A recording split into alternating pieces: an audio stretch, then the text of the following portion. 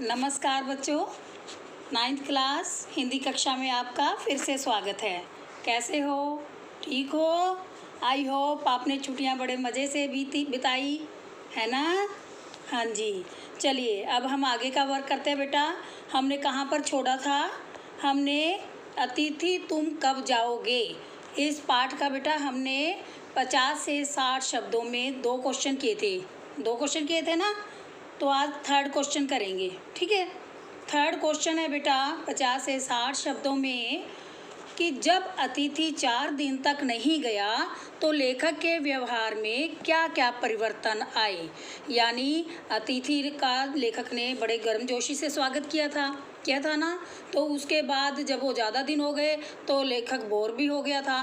तो वही परिवर्तन पूछा गया इसमें कि कौन कौन से परिवर्तन आए, ठीक है। जब अतिथि 4 दिन बाद भी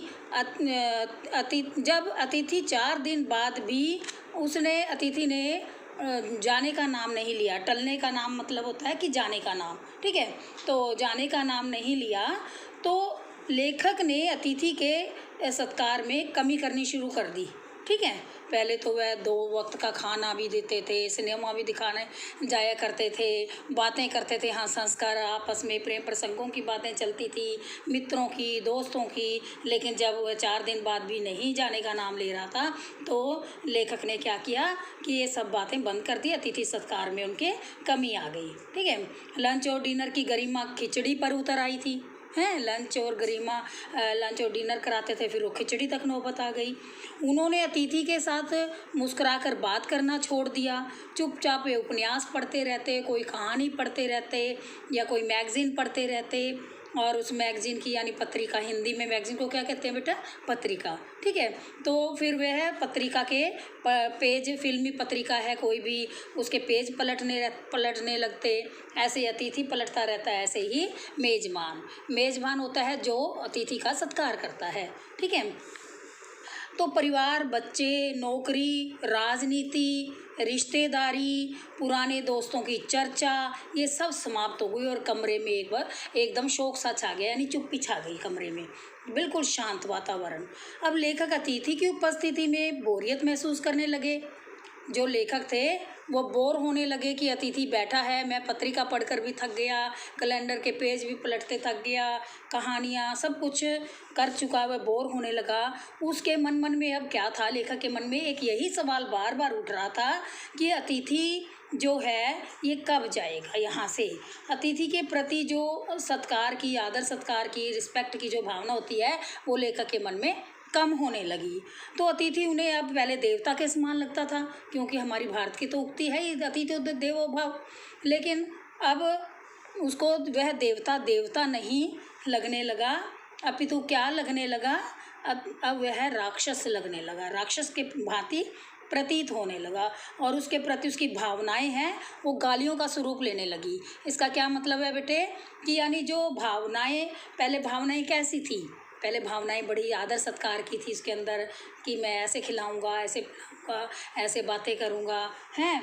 तो उसके बाद क्या था?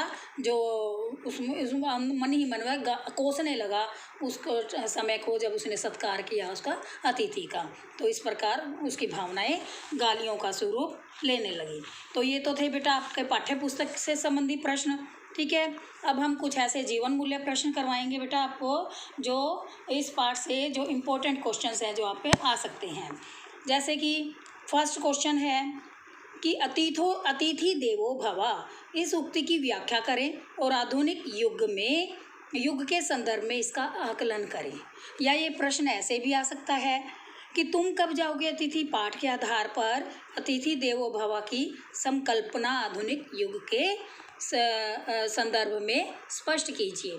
तो इसका क्या मतलब है बेटा? संदर्भ में क्या मतलब है कि मान लो हमारे भारत की ये प्रसिद्ध परंपरा रही है अतिथि देवो भव, कि अतिथि को देवता के समान समझो, अतिथि देवता के समान होता है। तो यह व्याख्या हमारी बहुत प्राचीन थी, प्राचीन समय में बड़े जोर शोर से स्वागत करते थे। लेकिन आजकल के युग में इसका क्या आकलन है? आजकल के युग में क्या ये चरितार्थ होती है? ये उक्ति क्या सही है? ये जो उक्ति बोली गई है तो इसका प्राचीन समय का आधुनिक समय के साथ मेल बताया है कि आजकल इसका क्या अर्थ लिया जाता है। ठीक है, तो अतिथि देवो भव, इसका अर्थ क्या है बेटा कि अतिथि देवता के समान होता है।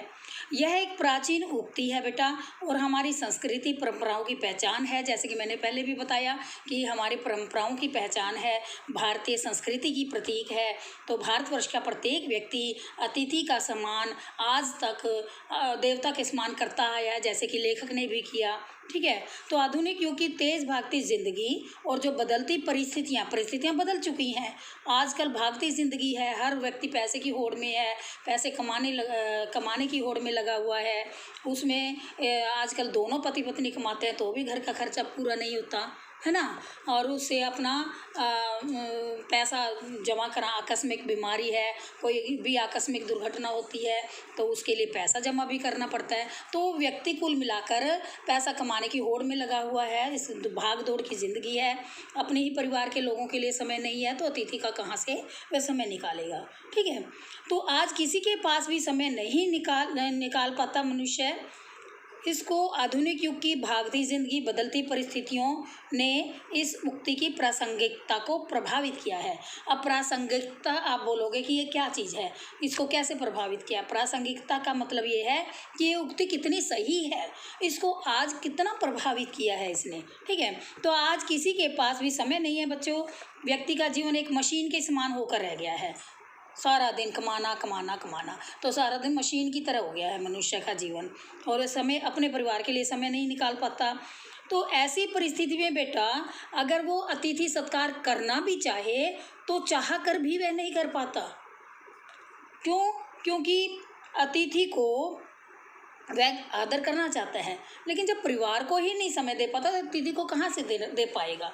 तो एक बार चलो 1-2 दिन के लिए अतिथि आ जाता, करना भी पड़ जाता है, लेकिन जब वह जाने का नाम ही नहीं लेगा तो उसके लिए उसकी जो पॉकेट है वो अलो नहीं करेगी उसका खर्चा उठाने के लिए, और ऐसे में वह डिप्रेशन का शिकार भी हो सकता है। जब पैसे की तंगी आएगी तो वह दुखी भी होगा और सारा बैलेंस बिगड़ जाएगा और परिवार भी दुखी होगा।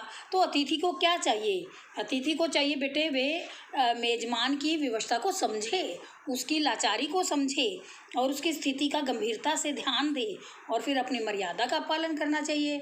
मर्यादा का पालन कैसे करे कि वो आए, चलो आ गया मिलने के लिए आ गए, लेकिन उसको ज़्यादा तंग ना करे और उसकी कठिनाइयों को समझने की कोशिश करें, हर संभव कोशिश करें कठिनाइयों को समझने के लिए। और एक आदर्श अतिथि जैसा होता है, आदर्श अतिथि कौन सा होता है?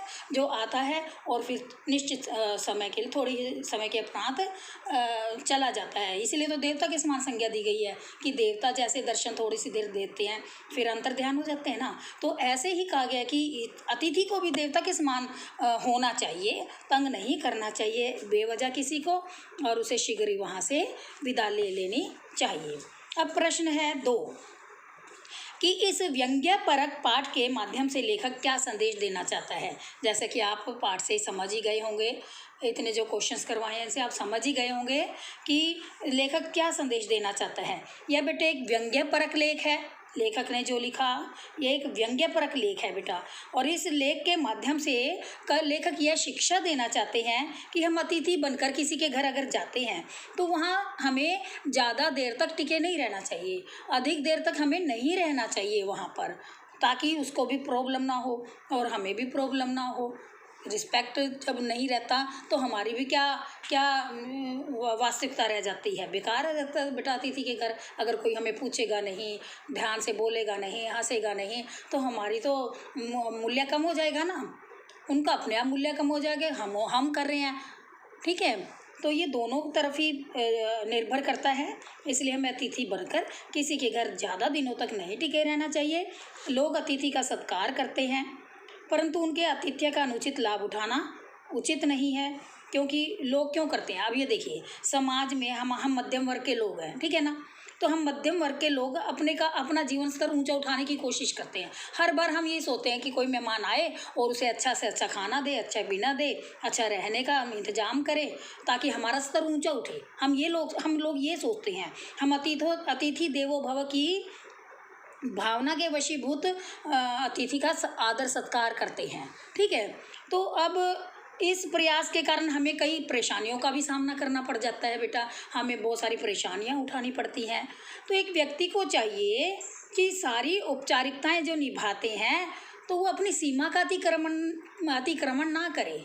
इसका मतलब क्या है बेटा कि अपनी सीमाओं को ध्यान में रखकर, यानी अपनी चादर को ध्यान में रखकर ही पैर पसारने चाहिए। अपने ताकत से बाहर, यानी अपने सामर्थ्य से बाहर होकर पैसा खर्च नहीं करना चाहिए। उसको उतना ही करना चाहिए जितनी उसकी हैसियत है, जितनी वो कर सकता है। मन से करे, श्रद्धा से करे, लेकिन धन से तो ये है बेटा कि पैसा होगा, अगर हम बाहर होकर करेंगे तो अनावश्यक हमारे ऊपर बोझ पड़ जाएगा और हमारा घर का बैलेंस बिगड़ जाएगा। तो हम ऐसा करें ही ना। हर व्यक्ति को चाहिए कि औपचारिकता निभाने के चक्कर में, यानी आदर सत्कार करने के चक्कर में हम अपनी सीमा को ना लांघे। देवता भाव के भूखे होते हैं बेटे, ये बात ध्यान में रखनी चाहिए।